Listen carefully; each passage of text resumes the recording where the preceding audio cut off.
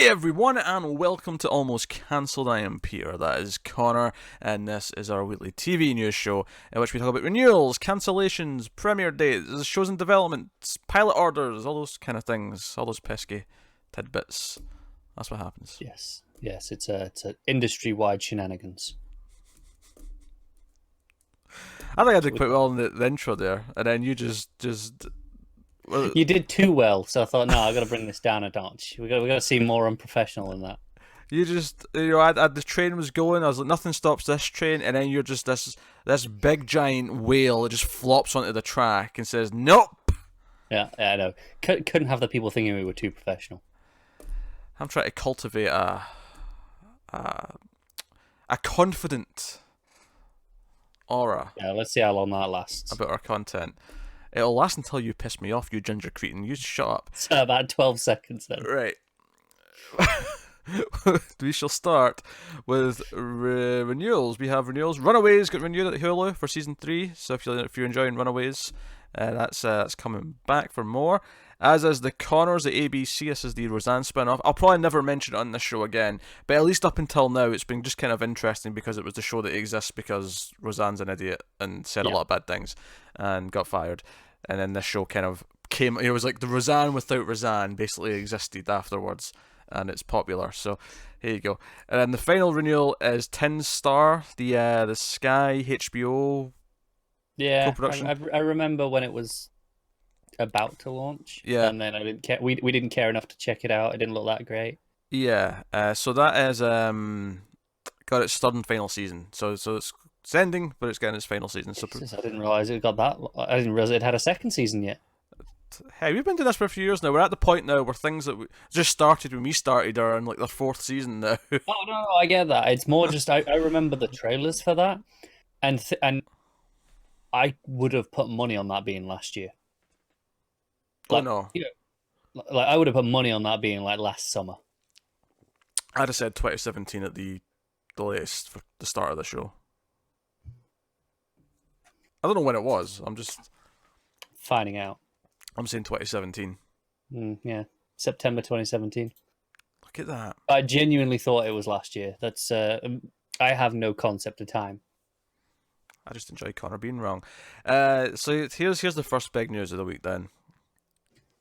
After 15 seasons, Supernatural is coming to an end. Its 15th and final season will consist of 20 episodes, which is basically the full amount. I don't know why it's 20 and not 22, but, go on. Whatever. Maybe it means they end on a nice round number. Oh, maybe, yeah. I haven't checked how many episodes they've got, but yeah, maybe it means the end on exactly, like, I don't know. What Quite a lot, right? Well, what's 14 times 22? And then that'll be give or take what they're at. May not be exactly 22 each season, but As of March 21st, so this past week, 303 episodes have aired. that's not going to be... So that's not going to be a round number. Well, no, because it's not finished season 14 yet, though. Yeah, So that's true. let's say there's like 7 left in 14. Yeah, I'm trying to check. It's There's still not neat. Nah, you're lost. there's 4 left in this season. Yes, it's going to end on like what, 31? Yeah. Yeah. No. Hey, I didn't say that was the case. I just thought maybe that's why. It's not. So no, so they're all giving their teary goodbye and saying this is their final season. Yeah, it had to I'm end. genuinely surprised though. It can't be that. It's 15 seasons. They have to end No, at I some know. point. It had to end at some point. Yet I'm still surprised it's now. I mean, they're middle aged now. They should have kids on the show. Maybe they do. I've not watched it in. I'll think they do. I'll be surprised. I don't know. Like they say, oh, it's 15 seasons. No one should be surprised. No one can complain. I don't think anyone is complaining. But I'm still surprised because there was just some aspect of me that thought, no, they'll just keep going. They'll just change. It'll rotate. Someone will, they'll do a legacy thing. It'll have 30 seasons. It's worth mentioning that this has been there since the CW started. This was. So this is officially the end of an era. Yeah, because CW obviously formed out of a combination of WB and the UPN. And this it might have been a launch show for that network. I can't remember, like if it was the exact same year or if this started in WB. But it's been here the whole time on CW, its existence. So that's quite notable. So, but hey, so it's worth mentioning. And you know, I think it's a good show. I enjoyed what I watched of it. You know, I watched 6 seasons and a bit. Yeah, I've seen about an episode and a half over 6 different episodes worth. Just scattered bits when the girlfriend's been watching it. Not the best way of judging it, admittedly. But No. I mean, I'm sure it's fine. It has its fans. I've got no problem with it. I just checked. First season was on the WB. First season was on WB, so it's definitely been there the whole time because it already existed. There you go. Because just to put this in perspective, Smallville was a show that crossed over from WB to CW. Yes. And that's crossed over about the middle of its show, I think. Yeah, but that's been finished now for 9 years. Yeah, it is. So just perspective, bit of perspective. What's always struck me as funny actually that WB and UPN merged is that the hit television show Buffy the Vampire Slayer was on WB and then moved to UPN for its final 2 seasons. It's always amused me that then they merged. Yeah. Afterwards. Yeah. It's basically the same network. Well, was the UPN the same as the WB? I don't think they were. I don't know. Those felt relatively similar to me. UPN.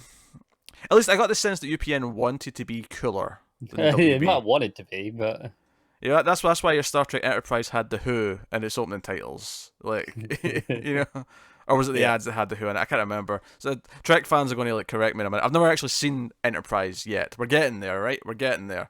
Yeah, give us a few years. So yeah, Supernatural's ending. So it's getting its final hurrah, and I'm glad it's getting a hurrah because after that many seasons, you want it to know it's ending so they can do a big goodbye and have their finale moments. After 15 seasons, it's pretty deserved. Yeah. So we got some premiere dates for Netflix things. Main one being Ryan Murphy's show, The Politician. Remember Ryan Murphy made some big Netflix deal after being with Fox for a long time. I remember the deal. I don't remember this specific show. Yeah, well, I've got a description, so you're getting that too. But yeah, September 27th. So this is actually a really early announcement for Netflix. So, which tells you you're treating this with some prestige. I disagree. Oh, is this because of the election time? No. No, okay. No. I think this is because Ryan Murphy just associated with like Fox and such, right? The network TV. And that is prime, network new season stuff. Okay, but why announce it now then? If the reason they're launching it then is because they want it to be around the same time as the network TV stuff launching, I don't know if I even buy that, but let's say it is. Why announce it this early? Get people aware of it already. Like network shows, you start hearing about relatively soon. Even. Yeah, we pay a bit more attention. Obviously, we hear about them earlier, but you start getting adverts. You start getting those long trailers from the upfronts. So is it okay? So let me ask you then: why give this one that treatment and not think about that for any other shows which they announced like a month before or date a month before? Like I said, I think it's just because it's Ryan Murphy. It's the first show with that deal. They're trying to make a point of, hey, we've got him now. All those network shows that you love that he made, come and see this one. I guess the reason why I'm not feeling this is because I don't know if they feel like they need to make a statement that they've got Ryan Murphy. Does anyone outside of people who follow TV news like we do really care or know who he is?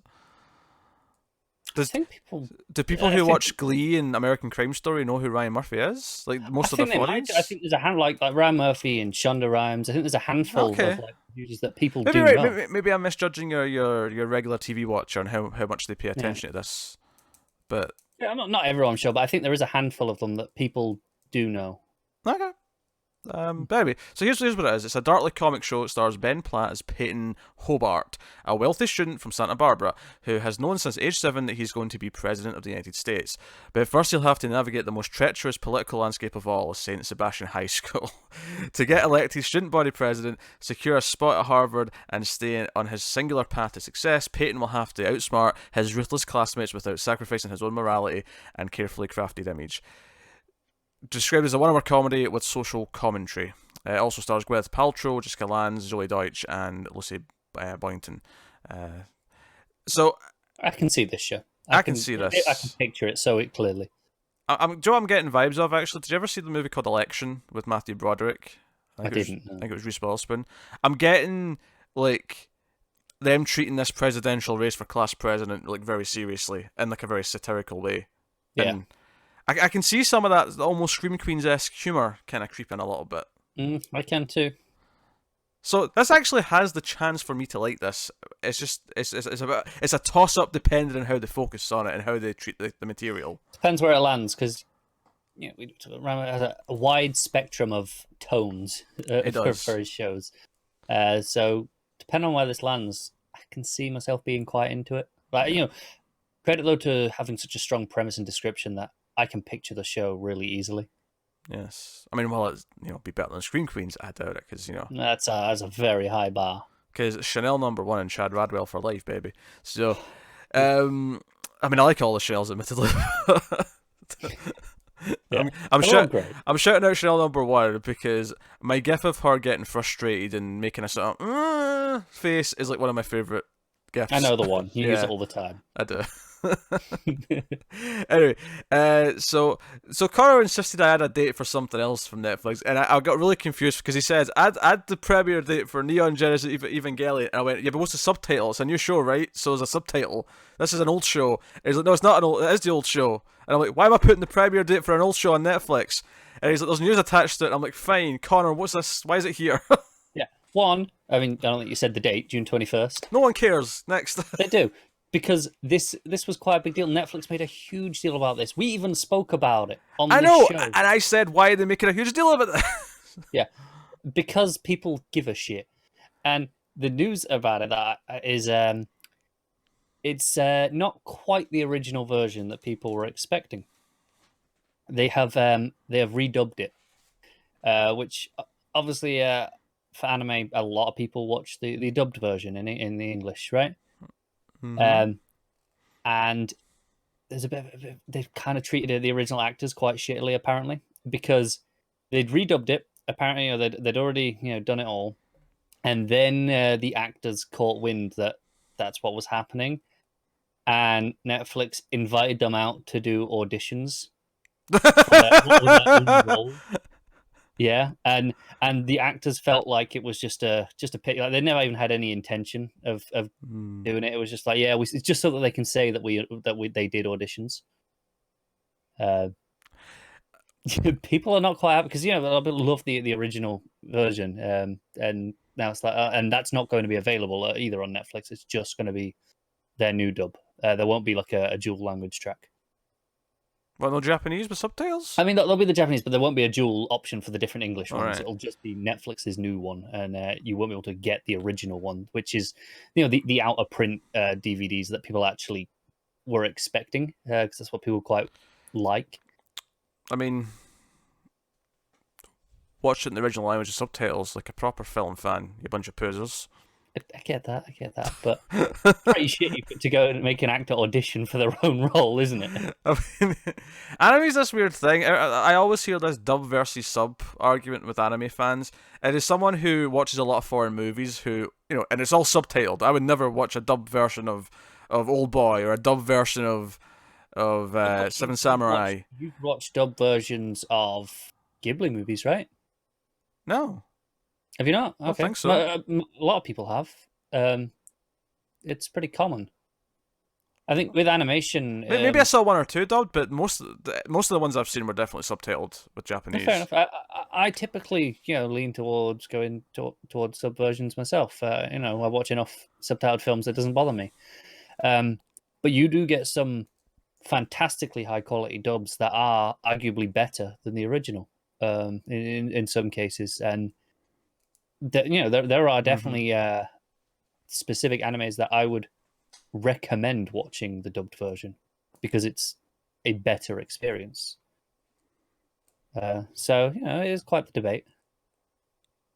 Okay, we talked about it. Can we move on? Yeah, fine. All right, more exciting from Netflix. So we get a trailer for Stranger Things 3. Yeah, it was pretty exciting because it kind of came out of nowhere as well. There wasn't any warning. It did.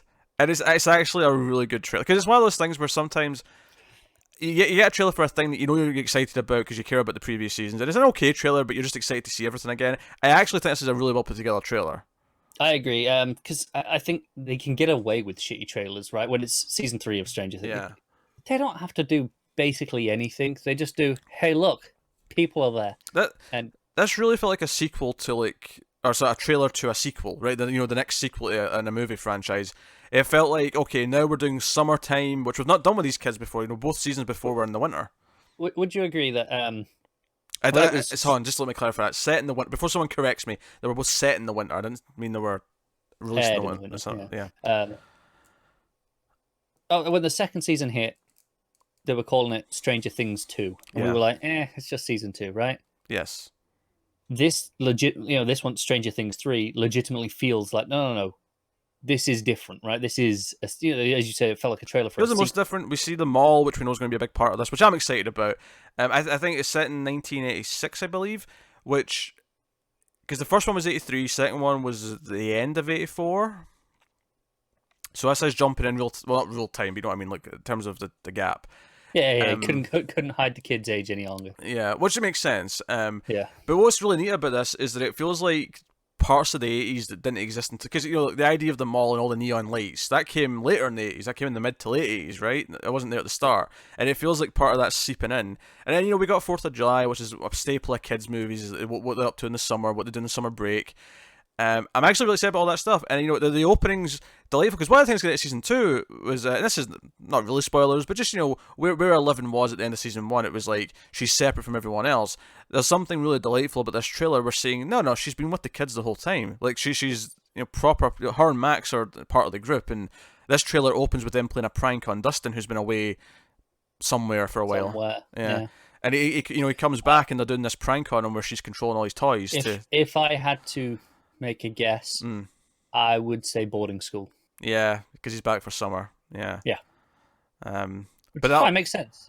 Which will be sweet, and seeing him with Steve, which I'll maintain my opinion here. Steve is the biggest turnaround from season 1 to 2 for a character in a TV show I have ever seen in my life. Imagine if we came out of season 2 of Star Trek Discovery loving Ash Tyler. That is what this is. It is. I mean, Steve is the best. I will say I never hated Steve as much as I did Ash. Let's be fair. That's fair. Yes. Because there are very few characters I hate as much as Ash Tyler. Yes. But I get your point. Yes. So no, I mean that was delightful. We see I forgot his name. The douchebag older brother, Maxie's brother. We see him. There's a quick shot actually when it quickly cuts around at the end. It looks like this scene with Mike's mum like smiling at him at the swimming pool, and I'm like, oh, we actually going down this path. That tease. Yeah. I'm like, okay, all right. And obviously there's monsters. There's a guy with a gun. I love chaos. The guy with the gun going through the House of Mirrors. Yeah. I'm like, I'm excited for that. Yeah. This is everything I want from Stranger Things. And it feels like it's different enough, but it's still going to have the monsters and still going to do, whatever else. So just 3 whole months to go. Yeah. Luckily we have tons of content before then to keep us busy until it launches. We do. We really do. We have too much, in fact. So yeah, Stranger Things looking good, looking very good. So what does that take us on to? In fact, speaking of Netflix, just one final point on them before we get to some casting news for some things, is that 2018 for the first time, their new content overtook all their licensed content. By the end of 2018, 51% of their content on US Netflix were originals. Yes, that's not entirely their choice, though, is it? I mean, don't get me wrong, they're putting a lot of money into original content, they're pumping out a lot of it, but they're bleeding licenses. I feel it's baffling to me that you went straight to a negative spin on this. I actually don't understand why you went to that. Because to me, this was inevitable and it was always going to go this way, and they were planning for this for years. And yeah, they are. The point here is that it's a tipping point. It's like, no, this is where that future where it is mostly original content, we've actually went over the hump, and now we're in that trajectory. It was always going to go this way. It was. And it's you can say, it's not their choice, but like they knew this was coming and they planned for it. I don't know. I don't see this as like them bleeding licenses. Like they knew that was all going to go away. They've They been, did, yeah. They've been prepping they've for been this. prepared. They've, it's been building. I'm not saying that this has caught them by surprise. Yeah.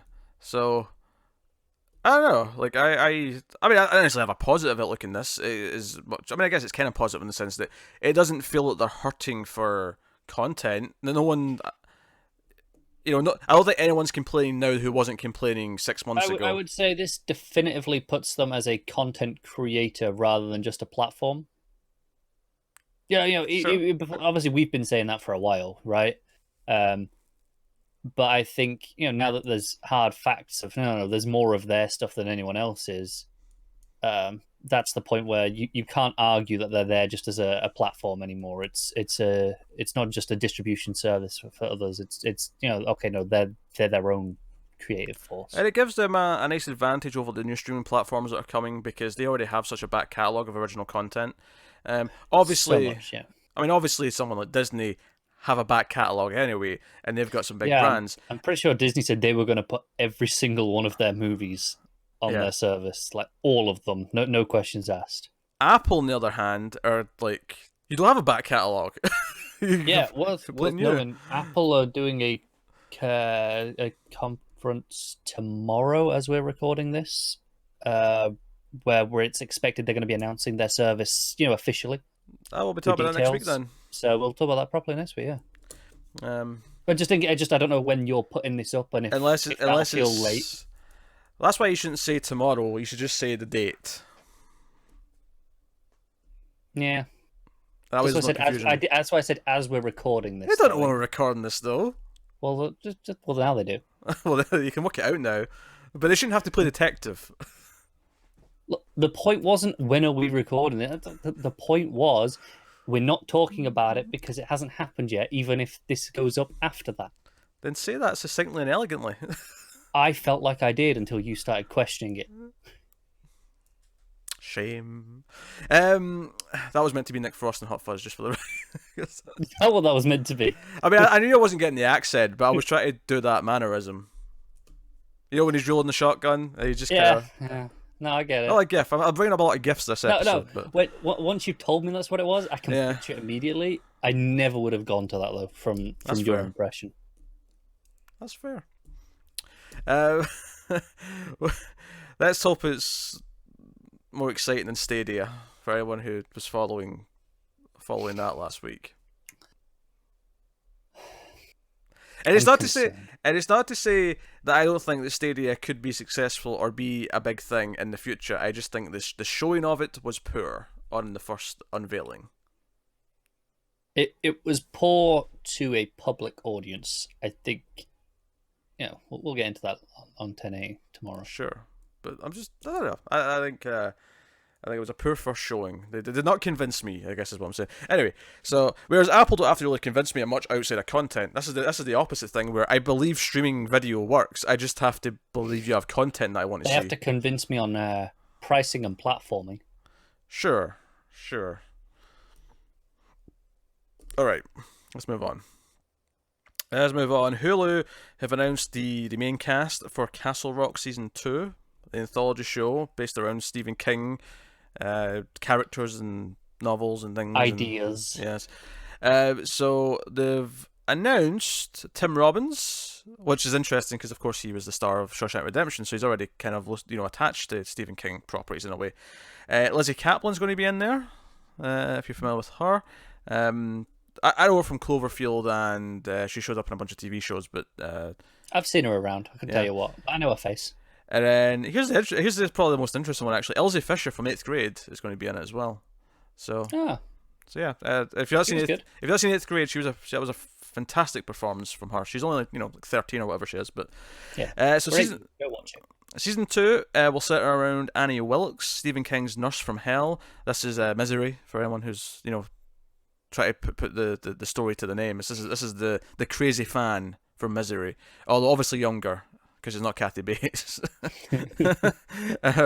who gets waylaid in the town of Castle Rock as a feud between warring clans come to a boil. Kaplan will play Wilkes, superfan battling to overcome mental health issues, and then Robin's character is Reginald Pop Merrill, he is the patriarch of King's iconic crime family. Pop is dying of cancer and is at a reckoning with his family.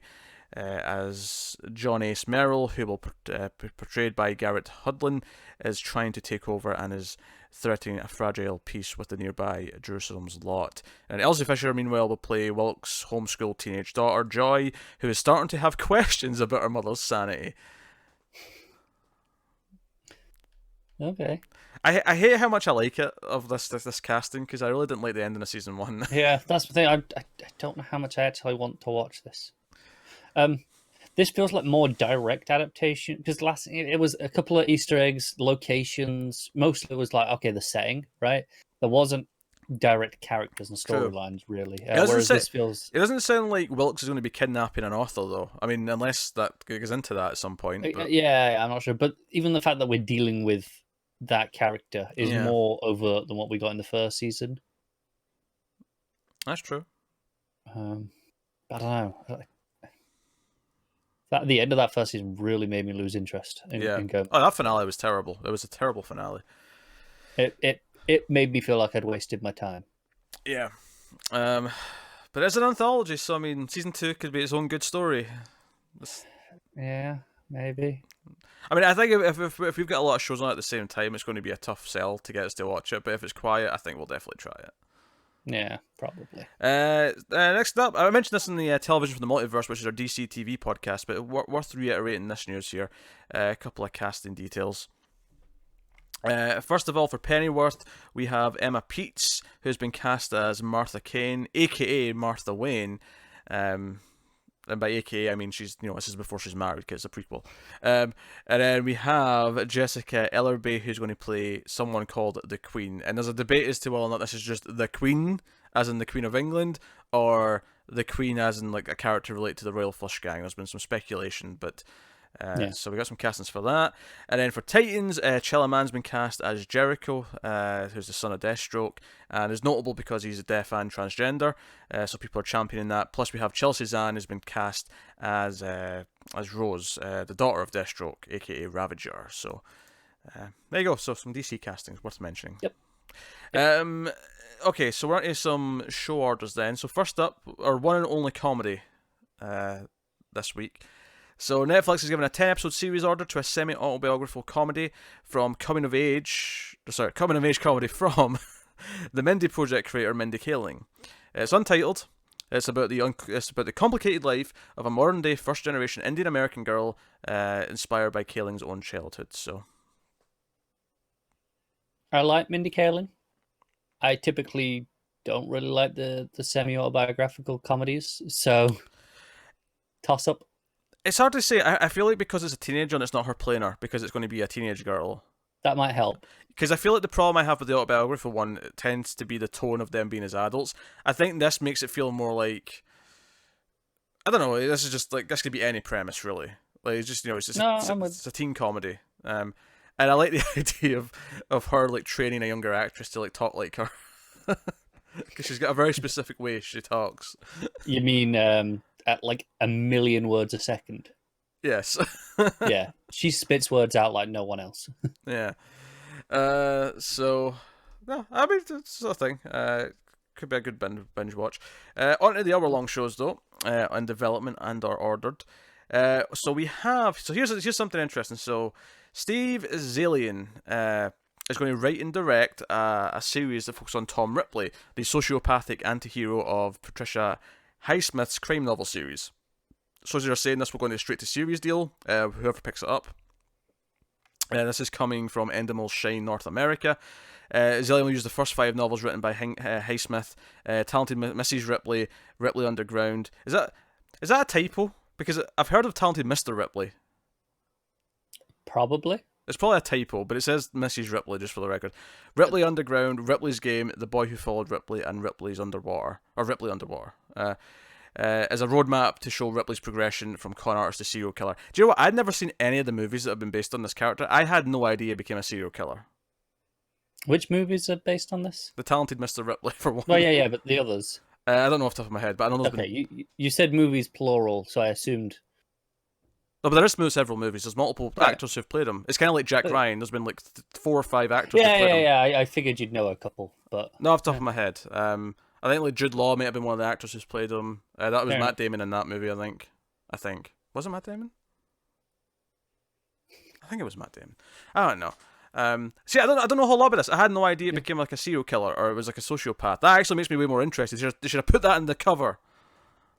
I thought it was just some thriller about a guy who, I don't know, did spy stuff. I guess spoilers. I mean, it's less spoilers for a TV show than it is for a movie, right? Yes, this is the premise of the overall show. It's where it's going. But there's a reason why you should be excited for it. If you're not excited already, I mean, it's fine, but I'm not excited. So go on. Do you know who Steve Zalian is? I don't recognize the name. I'll be honest. Should I? Director. Yeah. Maybe you should. You'd be excited probably if you knew who he was. Okay, here's the first question I have. Before you tell me, Yeah. Did you recognize the name based on name alone? I actually did. All right, I don't know if I believe you, but carry on. Because we've watched another show that he's written and directed all of. It was called The Night Of. Oh, okay. Suddenly I'm more interested. Yeah, so yeah. Suddenly your interest has peaked a little bit. You're like, oh, okay, all right, that was pretty great. yeah. I would never have got his name, but I mean that's cool. No, I recognize his name. I mean, I wasn't 100% sure it was Night Of though. I saw his name. I'm like, oh wait, I know that name. Fair enough. I didn't. I'll be quite honest with you. Fair enough. So knowing this where this story actually goes, apparently, plus him because Night Of, especially that first episode. Oh Jesus, baby! It never lived up to that first episode. But... No, that's the thing. The rest of it was like great. It just was never as amazing as that first episode. It was up there in like top 5 first episodes, isn't it? Yeah, but the finale was really good actually. The finale was the closest it got. Yeah, it was. It was still really good throughout. Yeah. Fantastic. So we don't know what it's going to be called yet. I mean, we know it's going to be about this character Tom Ripley. I mean, who knows what they're going to end up calling it? It'll be Ripley something or something Ripley, but Yeah. And I've not made an alien joke yet, so I want points.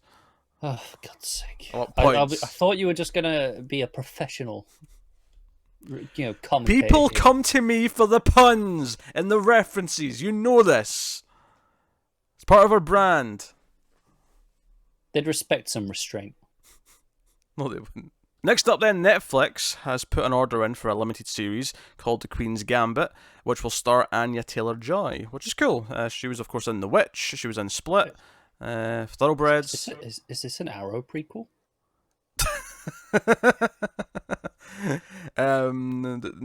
No. So, based on what Artevas's 1983 novel of the same name, the 6-episode show will be set during the Cold War era and will follow orphan chess prodigy Beth Harmon, played by Taylor-Joy, from age 8 through 22 as she struggles with addiction and a quest to become the greatest chess player in the world. Scott Frank, who's a two-time Oscar nominee, here's another one. I think I know this one. Oh, go on. Is this Godless? Yeah, it's Godless. This is another one where you read that and go, that sounds okay, and then you read who's directed it, and you're like, oh, wait a minute, okay. Like, that looked bloody spectacular. Still, to this day, maybe the best looking TV show I've ever seen. So this is another, 6-7 episode miniseries by him on Netflix. It's a 6-hour movie, isn't it? It's a 6-hour movie, yes. I like Anya Taylor-Joy. I like the director from Godless. I don't particularly care about the premise. Also, did you know he also wrote the screenplay for Logan? Yes.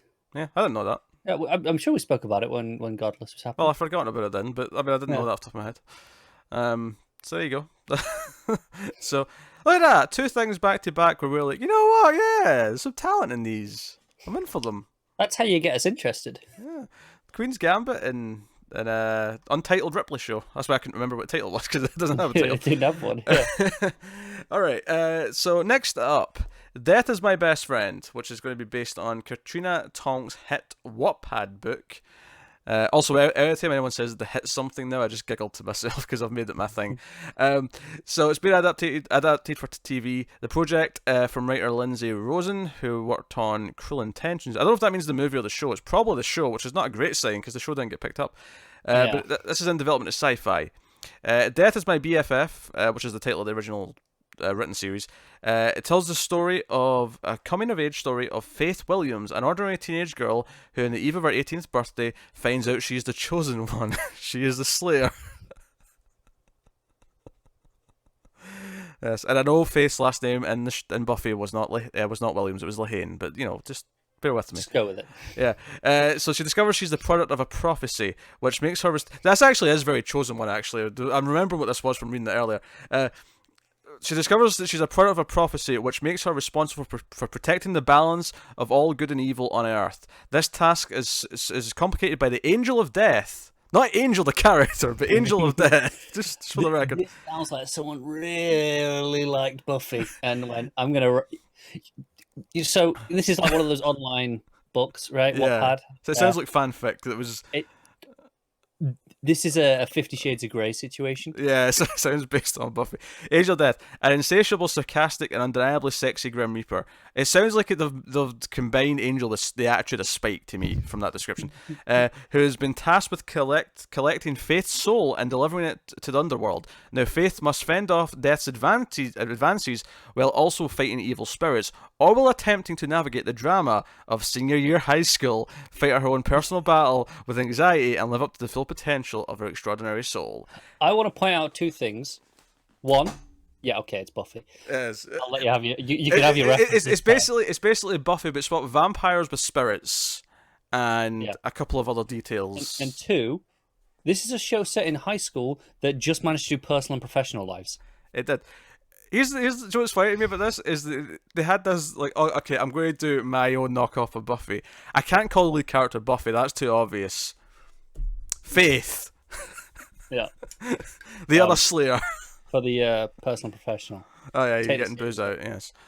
Were you even drinking booze before, or did you just break that out for the moment? Yeah, nope. Just for the moment. It was just next to me from the other night. There you go. Connor's just surrounded by booze. It's just like, he has to be careful when he gets up. There's booze all around his chair. There's 2 bottles behind those statues over there. There's like 15 over there. Of course. Yes. It's called Death is My Best Friend. I mean, it could be good. Like, there's nothing to say this has to be bad, but... No, but it became an easy target for our jokes, didn't it? Do you know what's funny? I cracked that Faith joke before I remembered what the rest of this was, and then started reading the rest of it and went, holy shit, this was the Super Buffy show. And to every generation there is a chosen one. To every generation there is a Buffy show. Oh dear. So yeah, Sci-Fi is developing that, so we'll see if that goes anywhere. I wonder if that's almost going to be competing with the new Buffy show, the actual spiritual successor, the real one. Yeah, the real, whatever it may be called. Buffy, and then here's your off-brand knockoff. Yeah, it can't be called Buffy, the new one though. So no, it can't. I'm almost expecting it to just be the Vampire Slayer, the new one, unless they want to put the new character's name in it. I'd still put the name in front of it. You think? Me. Okay. Whatever the name is, put the Vampire Slayer still. How do you follow up the name Buffy? Because it's such a unique name. Because I mean, how disappointing is it if you get the new show and it's like Emily, the Vampire Slayer? That's boring. They'll come up with something. That's their job. Has to be something, not some stupid like George Lucas Star Wars name. It has to be like a unique name, but not that.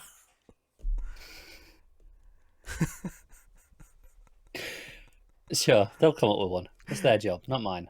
I do names. Next up, the Oprah Winfrey Network, a network we talk about often on this show, of course, is put out a straight-to-series order for a drama that comes from Ava DuVernay. It's called Cherish the Day. Each season, the anthology series chronicles the romance of one couple, each with one episode spanning one single day. The season-long narrative will unfold to reveal the significant moments in a relationship that compel people to hold true to the ones they love, from the extraordinary to the everyday. The show is currently slated to debut in winter 2020. I mean... That sounds alright, actually, yeah. It sounds alright. I mean, it doesn't sound like it's necessarily my sort of thing, that I'm like, oh, I want to watch that. But there is a good director attached, so... Yeah, I mean, I don't know if she's going to. I don't know if she's directing. She may just be producing it. I like the concept. It's the sort of thing where it's almost Before Midnight, the TV show, where each I mean, it's not quite real time, but each episode's one day.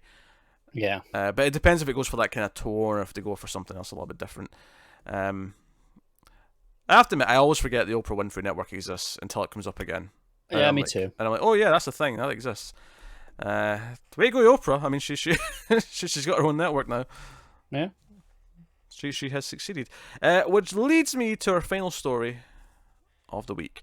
ABC Studios International has put an anthology series called Unsung Heroes into development. It's produced by Lucy Liu and Ruthann Secunda. It's in development. The scripted show will tell the untold stories of incredible women who overcame adversity to become pioneers of their time, showcasing highly accomplished women who were not acknowledged for their achievements during their time. They said their time twice there. That was it's improper, but poor writing. honestly, this actually sounds like a great idea for a show because I feel like there's a lot of these people in history who were ignored. Yeah, the example that like at least 2 TV shows have done, since we've been reviewing is Hedy Lamarr. Yeah, Hedy Lamarr's one. Obviously, Hidden Figures, the movie. That was part of that. Obviously, race also put a factor in that, as I'm sure it will in some of these as well. But I'm sure it will. Yeah. But there's tons of people. This is I mean, I don't know if I'm going to like watching the show per se, but I think this is a good idea for something to exist because it's. Will we find it entertaining to watch? Yeah. Maybe, I don't know, quality dependent. But I'm not opposed to it being there. From an educational point of view, I actually think this is a valid it sounds idea. Ideal. Like, okay, you get those lessons in school where the teacher's like, I'm just going to put some on the TV. Right? Yes, just put this on. Yes, just put an episode of this on.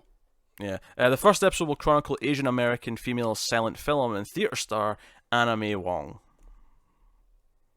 Can't say I've ever heard of it. Exactly. I think that's the point. I'm sure it is. Yes, yeah. Neither of us have heard of her, so there you go. That is the TV news for the week. Look at that. That was a short and sweet episode. Yeah. Just hitting 40 minutes. That's fine. Yeah. That's fine. What to tell you about this week? Obviously, the OA Part 2 just hit Netflix. Our first episode review is up. We're going to try and keep that coming consistently as best we can. Of course, next Friday, another Netflix show starting called Osmosis. It's a French original we're going to try, as well as the Amazon series Hannah is coming back because it had its first episode early, but the rest of season 1's launching on Friday. Because of that, we're going to have to start juggling shows that we're working through, which does mean that each of them are going to be a little bit slower.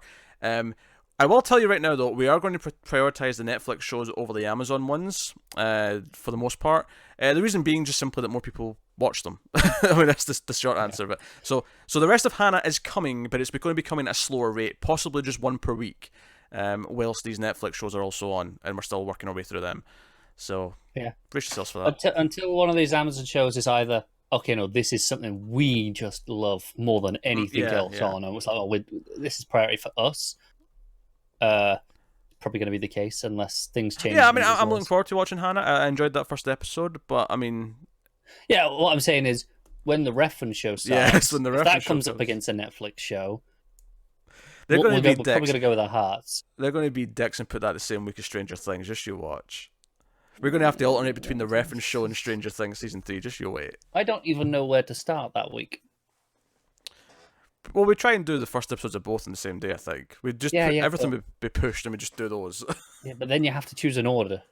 You have to go, right, which one's doing next? And I don't know what I go with.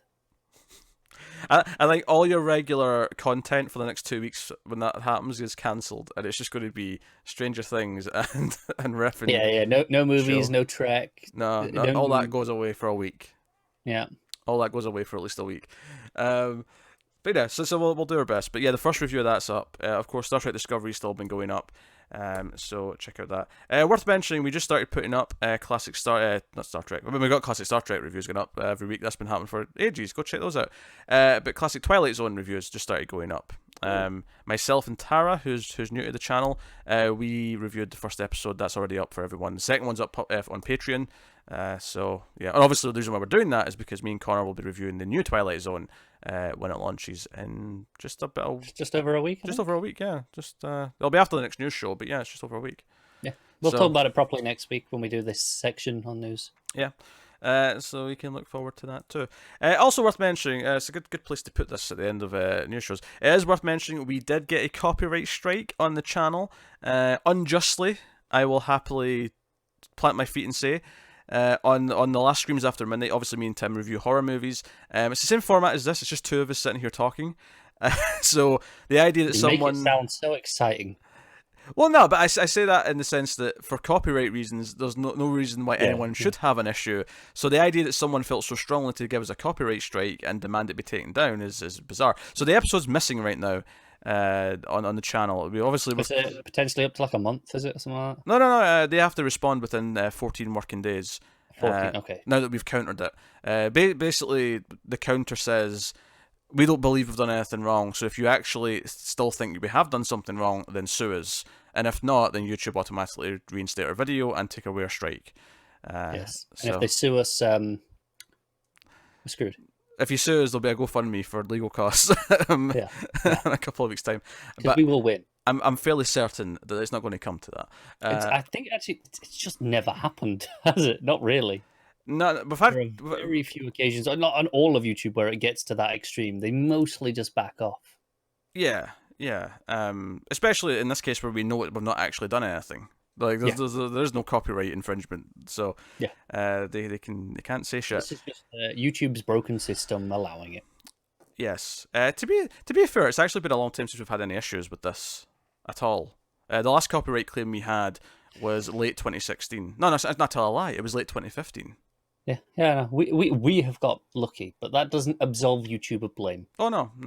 But that's partly why we are so adamant about not having clips and not using images and stuff, because we would just rather not deal with their broken system. And at the very least, not doing that stuff avoids the automatic system. This was a claim that was done manually, because it tells you. Yeah, once we had problems with logos. Yep.